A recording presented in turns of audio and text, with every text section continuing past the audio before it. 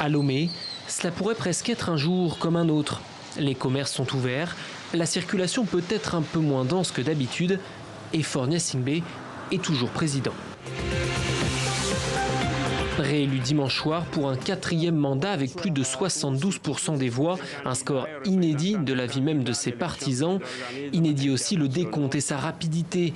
La commission électorale a compilé les résultats de près de 9000 bureaux de vote à travers le pays en moins de 24 heures. Il y avait une sorte de désorientation de l'électorat de l'opposition.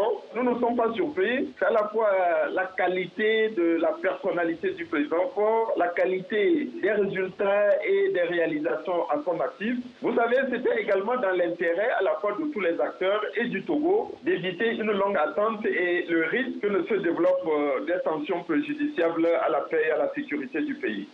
Crédité de 18% des voix, Agbeyome Kodjo, principal opposant mais aussi ancien Premier ministre, en revendique 2 fois plus. Ces chiffres n'expriment pas la réalité des suffrages exprimés par le peuple togolais.